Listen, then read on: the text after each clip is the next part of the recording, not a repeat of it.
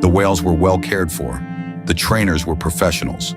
But the attack on Maris, like others before it, shattered the illusion. Just 10 years earlier, in 2010, SeaWorld trainer Dawn Brancheau was killed by a male orca named Tillicum. The incident was gruesome and public.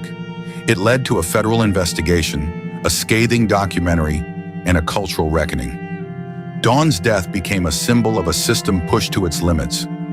Now, a decade later, Maris's death reignited the very same questions and the very same pain. Marine biologists have long warned of the psychological cost captivity places on orcas. In the wild, these animals travel up to 100 miles a day. They hunt, they socialize, they sing in dialects unique to their pods.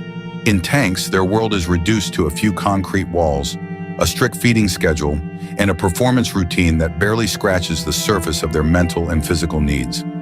A 2021 article in Wired quoted former trainers who described the orca's environment as a pressure cooker. Stress, boredom, and social instability often lead to abnormal behaviors, self-harm, aggression toward other whales, and, in rare but devastating cases, attacks on humans. Captivity doesn't just confine the orca's body, it alters its mind. Dr. Jen Sorensen, a marine behaviorist, put it plainly, "We've underestimated them. Orcas remember, they grieve, they strategize, they get bored, and when they do, they sometimes lash out, not because they're monsters, but because they're sentient." The parallels between Maris and Dawn's deaths were striking. Both were experienced, both were beloved by their animals, and both were lost in facilities that had been warned of potential danger and chose to continue.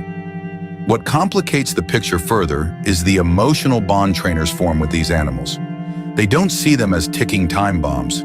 They see them as partners, as family. Many trainers have said they willingly accept the risk, but the public, watching from the outside, began asking, should that risk even exist? At what point does entertainment cross the line into exploitation? The aftermath of Maris's death fueled legislative momentum. Petitions gained millions of signatures. Lawmakers reopened stalled bills. The public conversation shifted from wonder to worry, from awe to accountability. Because when one of the ocean's top predators turns on the one person it trusted most, it forces us to rethink everything we thought we knew about captivity, consent, and consequence. And as the tank glass reflected only silence, it became clear. This was never just about a show gone wrong. It was about a system built on a fragile trust, and that trust had finally shattered. In the wake of tragedy, there are always echoes. For Ocean World, and for everyone who knew Maris Ellington, those echoes became impossible to ignore. Just weeks after the incident, the park announced a complete suspension of all in-water performances with orcas. Trainers were moved to dry stage interactions only. Contact protocols were reevaluated. Emergency procedures were rewritten from the ground up. And while the move was seen by some as an overdue correction, others saw it as a hollow response, too late to save Maris. Still, the changes continued. A new department was created to oversee orca enrichment and mental stimulation. Outside consultants, marine biologists, behaviorists, and even former critics of the park, were brought in to design safer, more ethical training programs. The Orca program, once the crown jewel of Ocean World's brand, was quietly scaled back. But Maris's legacy wasn't written in policy alone. Her family, devastated by the loss, chose to channel their grief into something lasting. The Maris Ellington Foundation was formed just 6 months after her death. Its mission, to support marine mammal research, fund safety training for animal handlers, and advocate for responsible wildlife stewardship. Scholarships were awarded to students pursuing careers in marine science. Donations poured in from around the world. Colleagues at Ocean World held a candlelight vigil beside the main tank. Trainers stood in silence. Wetsuits zipped, heads bowed. Flowers floated on the water. In Cairo, the orca who had taken her life circled slowly, silently beneath the surface. Friends and family described her not as a thrill seeker, but as a caretaker, a listener, someone who believed that trust, even between species, was sacred. One former coworker said, "She never treated the whales like tools. She spoke to them like equals. That's what made her special. Another added, she wasn't naive about the risks, but she believed in the work. She believed in the connection.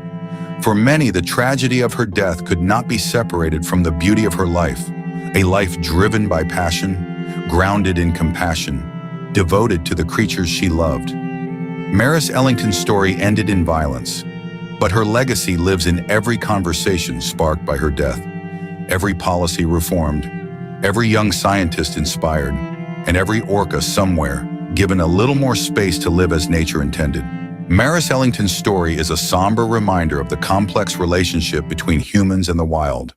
It's a story of passion, of a woman who gave everything to the creatures she loved. But it's also a story of power, confinement, and the delicate line between trust and danger. Her death forced a global conversation, not just about orcas in captivity, but about the choices we make in the name of entertainment, about the cages we build not only with steel and concrete, but with ignorance, profit, and pride. Can true connection exist in a space built on control? Can we claim to love an animal and yet deny it the very freedom that defines its nature? These are not easy questions, but they are necessary ones. As parks begin to evolve and policies begin to shift, one thing becomes clear. Maris didn't die in vain. Her story has inspired a deeper look at how we treat the animals in our care. It has driven reform, sparked awareness, and brought compassion to the forefront. But the work isn't finished. If Maris's story moved you, if it made you pause, reflect, or question, let that be the beginning. Support marine conservation. Educate yourself on the realities of captivity. Share stories like hers. Speak up for those who cannot. Because behind every performance, behind every glass wall, there is a story. And sometimes it ends in silence. Thank you for watching. If you found this story meaningful, please like the video, subscribe to the channel, and share it with someone who needs to hear it. Your support helps us keep telling the stories that matter, the ones that are too important